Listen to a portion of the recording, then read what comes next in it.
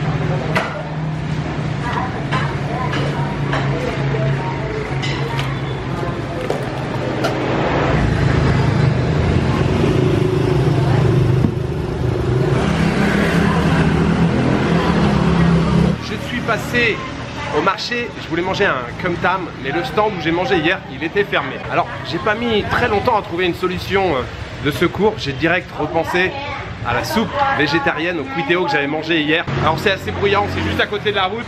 Mais alors, ce n'est rien à comparer au bonheur que l'on ressent en mangeant cette soupe. C'est un endroit, je pense, qui est à la côte parce qu'il y a toujours plein de monde. Et cette soupe là qui est juste là, ici, là, cette soupe, elle est vraiment délicieuse.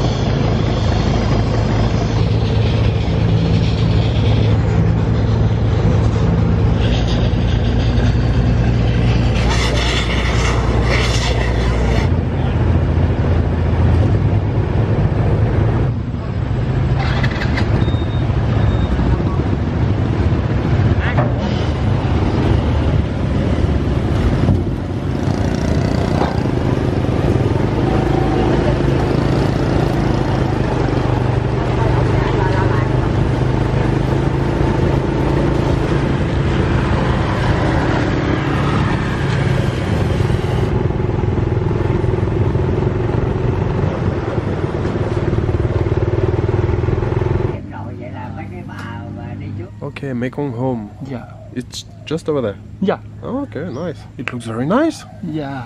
Yeah. So beautiful. Yeah.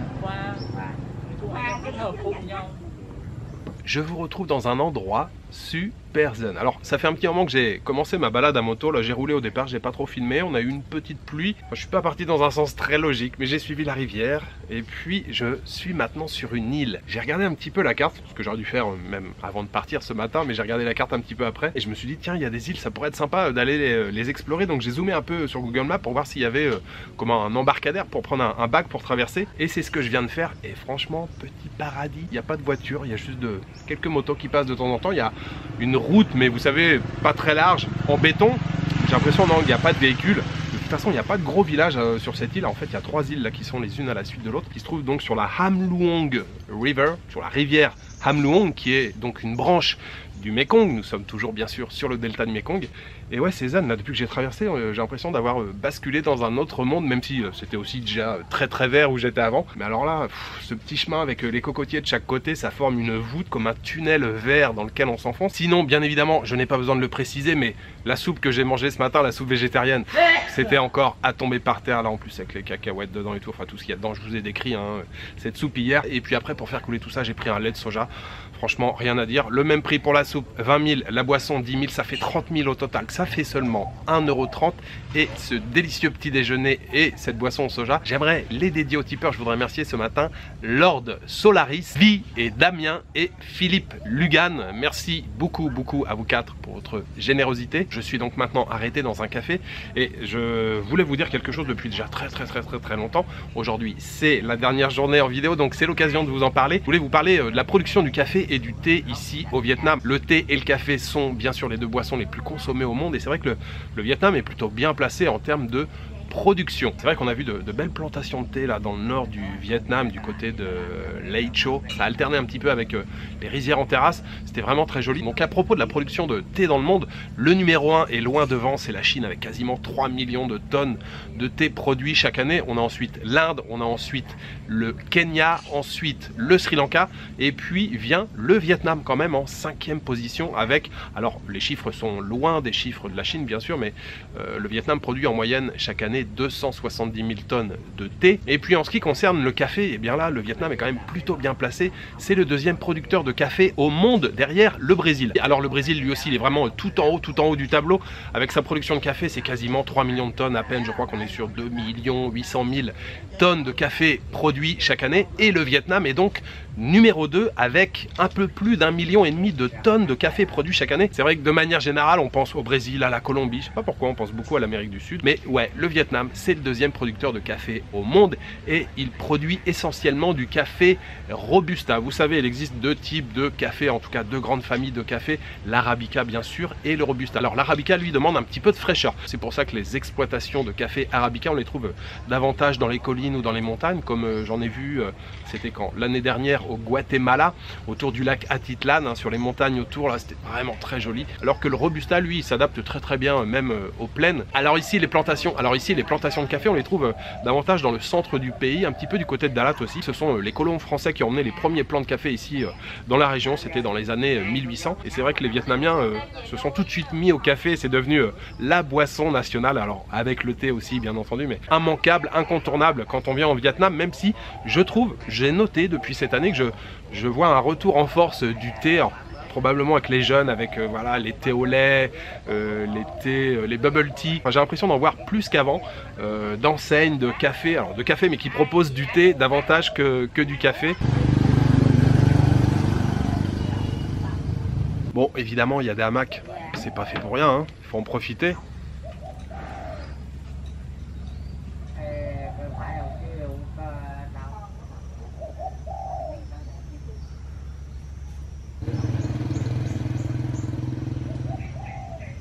Café Zang. Café rang. Café Zang.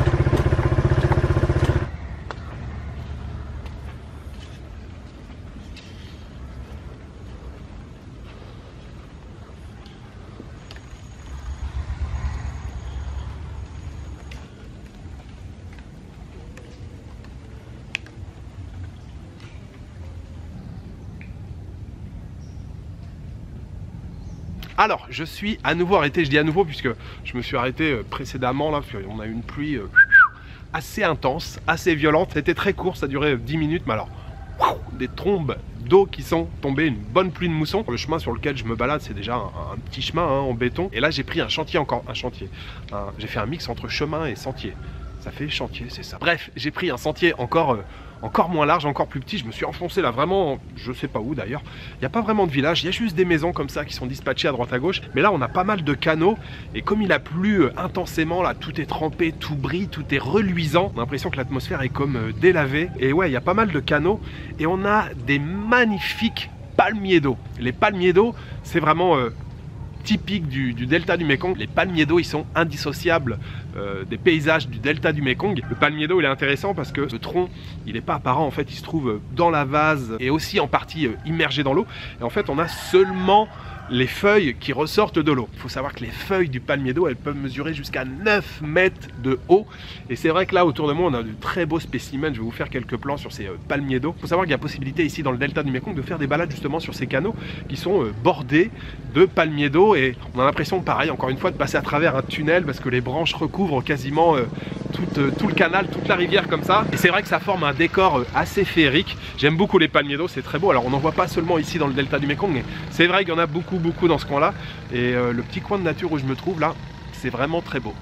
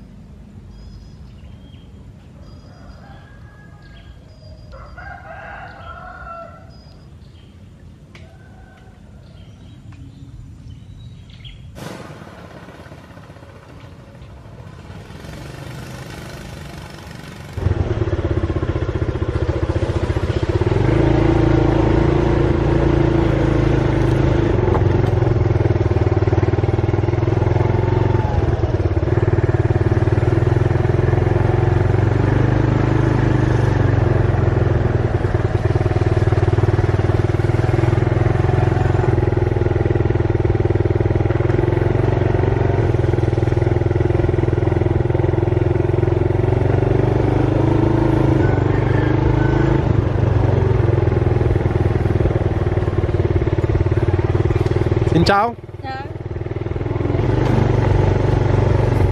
Hello, xin chào.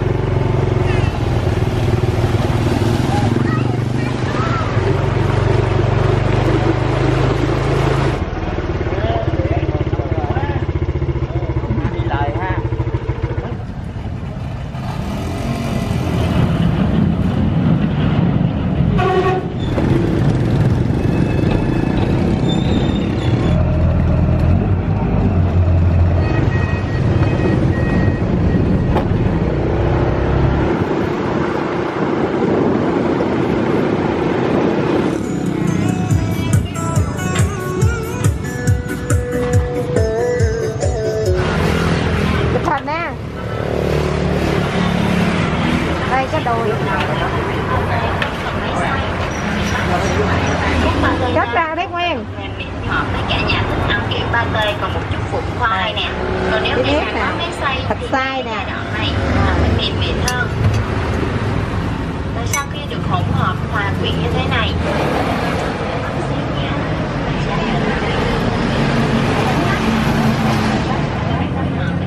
dạ từ ở trong quầy chạy ra tới bạn về đó, từ ở trong nắp quầy.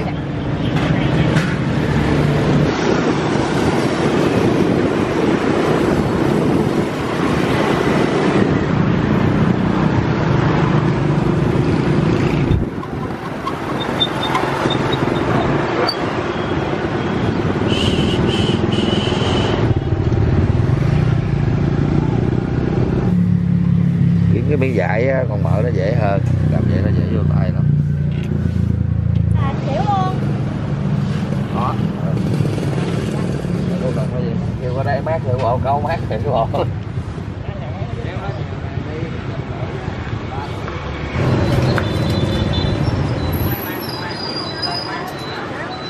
Come on.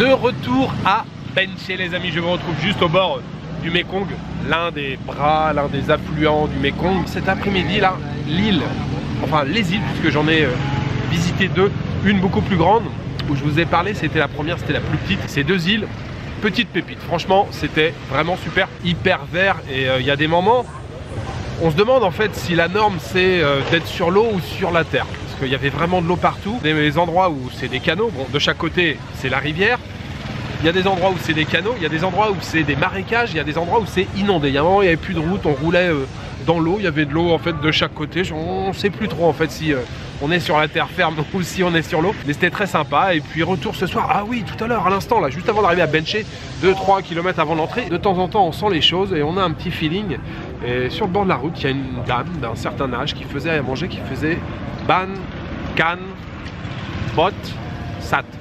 Ban, can, bot, sat. Je suis passé vite, mais son geste, je l'ai vu au ralenti en fait. Je l'ai vu prendre le bol comme ça et je me dis, il y a quelque chose, il faut que je m'arrête. C'était super. Je me pose la question si j'en avais déjà mangé. J'ai déjà mangé ce genre de soupe un peu épaisse, enfin surtout avec des grosses pâtes de riz comme ça, mais je sais pas si c'était exactement comme ça, mais c'était super. Bon feeling, bonne intuition. Ça ressemble un petit peu, ça m'a fait penser un peu au chow long, au porridge de riz, c'est assez épais.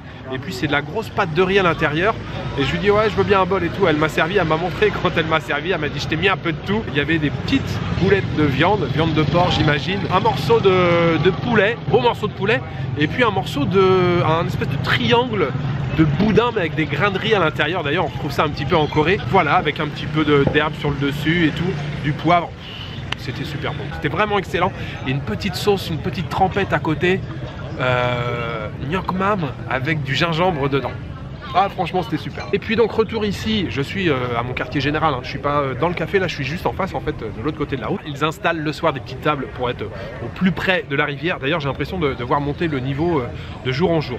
Il y a 2 jours c'était pas aussi haut que ça. Et puis je me suis arrêté juste là-bas, là pas très loin. Il y a un marché aux fruits qui se met en place le soir le long de la rivière.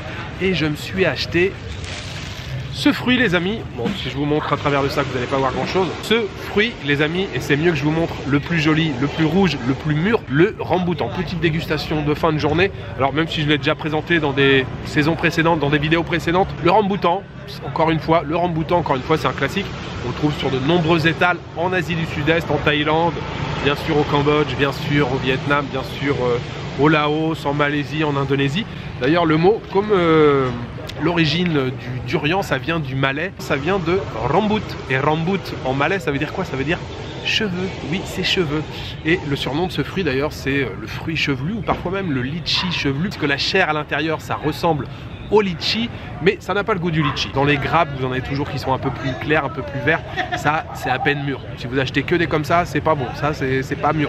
Il faut qu'il soit bien rouge, enfin au moins qu'il tourne au rouge comme ça, pour qu'il soit suffisamment sucré et savoureux. On voit bien hein, que c'est le fruit chevelu, avec tous ces petits poils autour, avec un coup d'ongle assez ferme pour l'ouvrir. Ça ressemble donc au litchi. Le kilo, il était à 35 000. 35 000, ça doit faire dans les 1,50 € et quelques. Alors vous allez en voir parfois à 20 000, vous allez en voir à 30 000, ça dépend des régions. Surtout ça dépend s'ils sont mûrs ou pas. J'en ai déjà acheté il y a quelques jours à Vinlong. J'avais payé seulement 20 000 le kilo, mais ils n'étaient pas fameux, enfin ils n'étaient pas encore bien sucrés, bien mûrs. Alors là, le noyau c'est plutôt bien décollé, c'est pas toujours le cas. Voilà le petit noyau qu'on trouve à l'intérieur de chaque fruit. Rambutan, les amis, dites-moi si vous connaissiez déjà ce fruit, si vous en mangez souvent, si vous en achetez en France, parce qu'on peut en trouver dans les épiceries asiatiques en France. Évidemment pas au même prix. Et puis pas forcément voilà, aussi bons parce qu'ils sont transportés pendant des semaines dans des bateaux. Et ouais, dites-moi ce que vous pensez de ce fruit, si vous l'aimez, si vous y avez déjà goûté ou pas.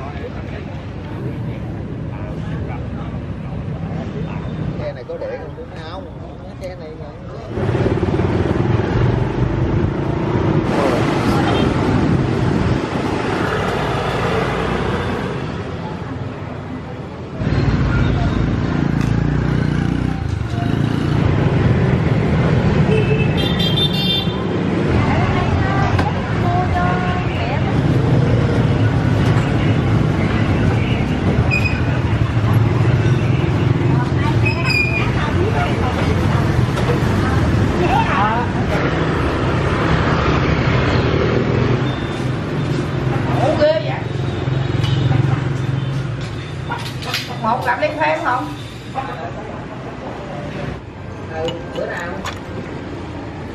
La patronne du café là, elle me voit sortir la caméra, donc elle comprend que je m'apprête à parler à la caméra. Et du coup je regarde si mes cheveux sont à peu près corrects. Et elle me regarde, elle me fait un signe de tête en disant ouais t'inquiète, c'est bon, t'es beau gosse. Merci madame. Donc fin de cette journée, mais surtout fin de ce séjour au Vietnam. Alors je ne vais pas vous faire de grands discours, simplement vous dire que j'aime toujours autant ce pays, et je dirais même je l'aime de plus en plus. C'était la conclusion la dernière fois que j'ai quitté le Vietnam il y a 3 ans, et je vous dis ça à chaque fois que je viens au Vietnam, mais c'est vrai que ça fait partie des pays que j'aime de plus en plus. À chaque fois mon amour est grandissant pour ce pays. La première fois que je suis venu au Vietnam, ça fait déjà quelques années maintenant, j'avais déjà beaucoup aimé mon séjour au Vietnam, donc mon amour pour ce pays maintenant est un niveau très élevé. Non, c'est vrai que je prends beaucoup de plaisir à chaque fois à découvrir, redécouvrir ce pays. Ce voyage, encore une fois, a tenu toutes ses promesses. Le road trip dans le nord du pays, auquel j'ai consacré la moitié du séjour là. Période optimale en matière de rizière en terrasse. C'est la période que je préfère ici en Asie du Sud-Est. C'est vrai que le Vietnam, c'est toujours un pays aussi fascinant. On m'envoie souvent des messages en me disant: Jules, je vais faire un premier voyage en Asie, j'hésite, la Thaïlande, l'Indonésie, qu'est-ce que tu me conseilles? Et c'est vrai que la plupart du temps, je conseille toujours le Vietnam. Alors après, bien sûr, ça dépend de la saison. Moi, j'aime beaucoup la saison en ce moment, j'aime beaucoup la période de mousson parce que je trouve que c'est en ce moment que les paysages sont les plus magnifiques. Et c'est vrai que oui, je conseille souvent le Vietnam, et je vais encore continuer de conseiller souvent ce pays parce que je trouve que le Vietnam a beaucoup à offrir. Il y a un vrai dépaysement quand on vient au Vietnam. Le nord, le sud, le centre du pays, c'est complètement différent. La cuisine est excellente. On vous réserve bien sûr un accueil vraiment très chaleureux. Les Vietnamiens sont toujours aussi accueillants. Dès que vous sortez des grandes villes, vous suscitez toujours un petit peu de curiosité. Et c'est vrai que ouais, ce pays a beaucoup à offrir. Les paysages sont fantastiques. Et là, le mois que j'ai passé, mais c'est un tout petit aperçu des choses que vous pouvez faire ici au Vietnam. Il y a vraiment beaucoup de choses à découvrir dans ce pays. C'est vrai qu'en termes de transport, de déplacement, c'est hyper facile de se déplacer au Vietnam. Tout est relativement bien organisé. Et puis en termes de budget, c'est aussi important, ça compte lors d'un voyage. Ça reste un pays qui est quand même très bon marché en tant que Français, Européen, bien sûr je parle, mais voilà, on peut manger pour, vous l'avez vu, pour 1,50 €, on mange très bien, pour 2 €, 3 €. Les chambres d'hôtel, vous l'avez vu, la plus chère que j'ai payée, je crois que c'était 22 €, mais sinon la plupart du temps, 12, 13, 14 €, voire 15 €. Vous avez toujours des chambres, vous avez toujours des chambres relativement confortables avec la clim, une literie vraiment parfaite, voilà. C'était un séjour, encore une fois, fantastique dans ce beau pays qu'est le Vietnam. La prochaine étape, bien sûr, c'est la Corée du Sud. Et c'est vrai que je suis un peu partagé entre la tristesse de quitter le Vietnam, parce que c'est toujours le même sentiment quand je quitte ce pays, toujours un petit peu triste. Mais il y a aussi une très grande excitation de l'autre côté, de retourner en Corée du Sud. Vraiment, j'ai hâte. Voilà, il me reste juste à vous souhaiter une bonne soirée, une bonne nuit ou une bonne après-midi. Je vous donne rendez-vous très bientôt dans un nouveau pays, la Corée du Sud. Ciao, good night.